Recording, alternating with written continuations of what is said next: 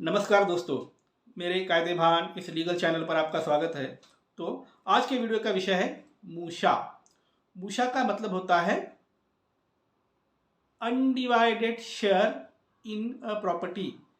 इसका simple meaning है कोई ऐसी प्रॉपर्टी है जिसमें आपकी को ओनरशिप है, अनडिवाइडेड शेयर है आपका उस प्रॉपर्टी में, तो इसको मूशा बोलता है। ये मूशा कहाँ से आया ये वर्ड अरबिक वर्ड शुयूनी, इस शब्द से मूशा शब्द आया है। अब ये शुयूनी में ठीक से प्रोनाउंस कर रहा है या नहीं मुझे पता नहीं, क्योंकि इंग्लिश में जो स्पेलिंग है उसको देख के हम प्रोनाउंस कर रहे हैं। तो आप गूगल में ढूंढ सकते हो शुयूनी एग्जैक्ट प्रॉपर प्रोनाउंसिएशन है या नहीं, आप ढूंढ लीजिए। तो शुयूनी का मतलब क्या है? तो कन्फ्यूजन क्रिएट करने वाली चीज़ मतलब शुयूनी। अब मूशा को कन्फ्यूजन क्यों बोला गया? इसलिए बोला गया क्योंकि आपकी ओनरशिप उस प्रॉपर्टी में है जहां पर यह कन्फ्यूजन है कि आपका हिस्सा एग्जैक्टली किस साइड में गिरता है ये पता नहीं। इसलिए आपकी ओनरशिप है उस प्रॉपर्टी में, लेकिन आपका पार्टीशन कहाँ है ये अभी तक डिफाइन नहीं हुआ। इसलिए आपकी ओनरशिप के पोर्शन के बारे में कन्फ्यूजन है, इसलिए इसको मूशा बोला जाता है। अच्छा, ये कहाँ डिफाइन है? तो principles of Mohammedan law written by Mulla, ये जो प्रिंसिपल्स है इसमें सेक्शन 158 में मूशा की डेफिनेशन है। तो इन शॉर्ट मूशा क्या है? तो आपका अनडिवाइडेड शेयर मतलब मूशा जो क्लियरली डिफाइन नहीं है, इसलिए इसको मूशा बोलते हैं।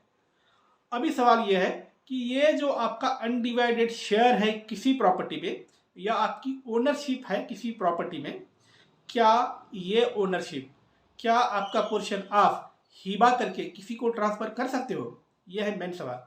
इसका आंसर है सेक्शन 159 में दिया है। अगर आपका शेयर आपकी ओनरशिप डिविजेबल नहीं है, मतलब पार्टीशन नहीं हो सकता है, इस तरह की है, तो आप हिबा बना के आपकी ओनरशिप किसी को ट्रांसफर कर सकते हो। क्या है इसका मतलब? इसका मतलब यह है कि 3 मंजिल बिल्डिंग है, इस 3 मंजिल बिल्डिंग में आप 3 भाइयों का शेयर है। अभी इसमें एक ऐसी चीज है जो इनडिविजिबल है, मतलब जिसका पार्टीशन नहीं हो सकता है। वो क्या है? वो है उस बिल्डिंग का जीना। जीना पार्टीशन हो सकता है क्या? पहले मंजिल का जीना बड़े भाई को दिया जाए, सेकंड मंजिल का मंझले भाई को दिया जाए, थर्ड मंजिल का जीना छोटे भाई को दिया जाए, ऐसा हो सकता है क्या? नहीं। तो जीना क्या है? इसका पार्टीशन नहीं हो सकता है। ये क्या है? इनडिविजिबल प्रॉपर्टी है। तो इसका क्या हो सकता है? हीबा हो सकता है, और ऐसा हीबा वैलिड माना जाता है। दूसरा एक एग्जांपल, एक थिएटर है, आप तीनों भाइयों में टॉकीज है। अभी ऐसा नहीं हो सकता है कि टॉकीज का फला हिस्सा बड़ा भाई ले, पीछे का हिस्सा छोटा भाई ले, टॉकीज का बीच में का हिस्सा मंझला भाई ले, ऐसा नहीं हो सकता है। तो टॉकीज में अगर आपकी ओनरशिप है तो वो इनडिविजिबल है, उसका पार्टीशन नहीं हो सकता है। तो इस केस में आप अपनी शेयर, आप अपनी ओनरशिप हिबा करके ट्रांसफर कर सकते हो। हाँ, कर सकते हो। ये प्रोविजन का है सेक्शन 159 में है। इसका केस लॉ है, हाँ केस लॉ है। केस लॉ का नाम है कोल्लांचिल पी अब्दुल रहीम वर्सेस कुन्नी मोहम्मद ऑल इंडिया रिपोर्टर 1975, ये केस लॉ है। अब दूसरी चीज देखते हैं जहां पर हिबा इनवैलिड माना जाता है। इसकी प्रोविजन क्या है? सेक्शन 160 में इसकी प्रोविजन दी है। ये 160 क्या बोलता है? ये सेक्शन बोलता है जहां पर प्रॉपर्टी डिविजेबल है, मतलब उसका पार्टीशन किया जा सकता है, ऐसे सिचुएशन में आप पहले हिबा ना करें। आप अगर पहले हिबा करोगे तो वो इनवैलिड माना जाता है। मतलब क्या? मतलब यह है कि जहां पे प्रॉपर्टी डिविजेबल है, पार्टीशन किया जा सकता है, तो पहले आप पार्टीशन कीजिए, अपने अपने हिस्से डिफाइन कर लीजिए, उसके बाद हिबा कीजिए। इस तरह से ये सेक्शन 160 बोलता है। लेकिन मानो किसी ने डिवीजन के पहले ही हिबा बना लिया और अपना पोर्शन दे दिया, अब क्या हो गया? मूशा हो गया। मूशा मतलब अनडिवाइडेड शेयर का गिफ्ट डीड कर दिया है। तो ये गिफ्ट डीड वैलिड रहता है क्या? वैलिड नहीं है, इसे बोलते हैं इर्रेगुलर। मतलब ये हिबा फसीद है। फसीद मतलब इर्रेगुलर। इसका क्या मतलब होता है? इर्रेगुलर का मतलब होता है जब कभी इस प्रॉपर्टी का प्रॉपरली पार्टीशन किया जाएगा तब ये हिबा मतलब गिफ्ट डीड रेगुलर किया जा सकता है और जो डोनी है मतलब बेनिफिशियरी है उस गिफ्ट डीड का, उसको वो कंसर्न पर्सन हैंड ओवर किया जा सकता है। तब तक ये गिफ्ट डीड क्या रहेगा, ये इरेगुलर रहेगा।